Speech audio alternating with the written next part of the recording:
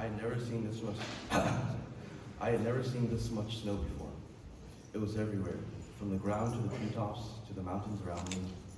It was as if the world was covered in a frosty blanket. It was also at this time when I realized that snow was not as fluffy or soft as I thought it was. It had the texture of shaved ice, and it felt crunchy, numbing my hand as I picked some up to make a snowball. Suddenly, a cold burst of wind brushed against my neck, sending shivers down my body. I quickly wiped off my hands and followed the others around me into the nearby building.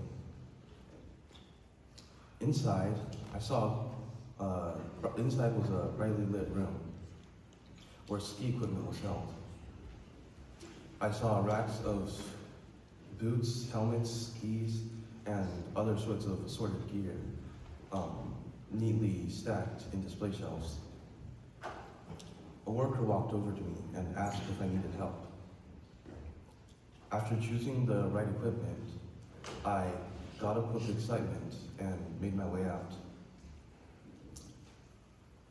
As I took my first step, I realized how clunky and uncomfortable the boots would be to walk in, and the heavy layers of clothing I had on didn't help either. Slowly, I walked over to the cabin next door, making sure not to slip in the wet snow. This would be the place where I would be taking my very first ski lesson. As I entered, I saw a group of people inside, none that I knew. They seemed to be new to skiing as well. At the front of the room was our instructor. He was a tall, middle-aged man with thick glasses, and he had a thick gray beard. He was ordinary but special. He was one of those people you could walk past on the street and never take notice. But once you got to know him, he was unforgettable. Soon, class began, and he started by introducing himself and warmly greeting each and every one of us. We followed him outside, putting on our skis, and because the skis would slip in the snow, we had to waddle after them like penguins, one by one. We made our way to a flatter part of the resort, an area with smoother slopes surrounded by a safety fence. This would be our home for the next few hours, where we would learn basic maneuvers like how to push off, how to make a turn, and most importantly, how to stop. This process wouldn't be smooth, to say the least. Every time I thought I'd made progress, I would end up tripping over myself or crashing into the side of the trail. Whenever I made a stop, the tiniest movements would cause my skis to slide in the wet snow.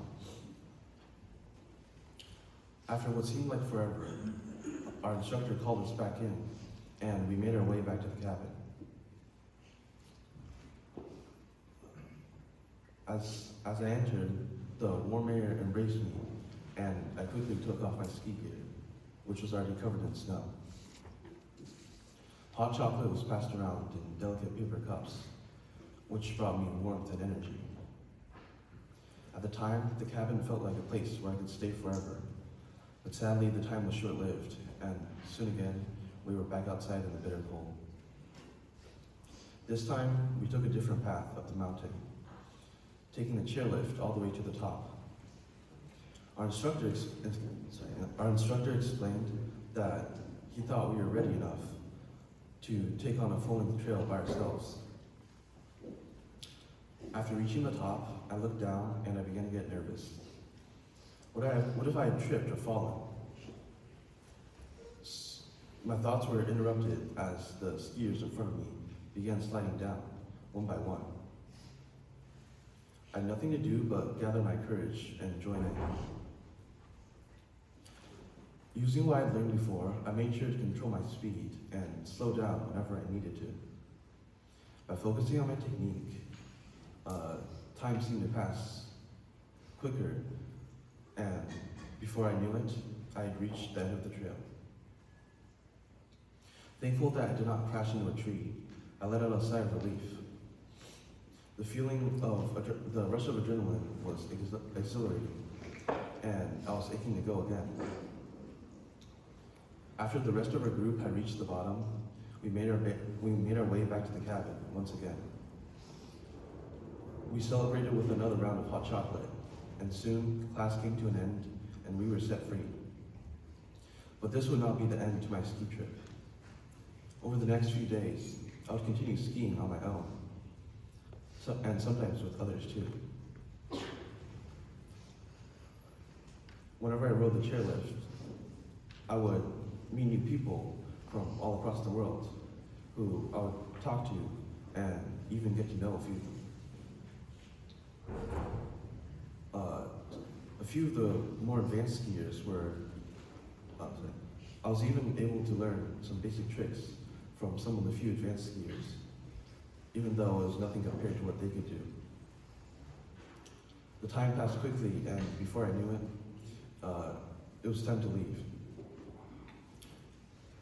Reflecting on this experience, I realized that I was able to explore one of my interests that had seemed intimidating at first, but as time passed, I was able to learn a new skill and meet people who I would have never met before. Because of this, I think that it's important to explore new things, and always worth it to at least try, even if it doesn't go as smoothly as you think it would. Thank you.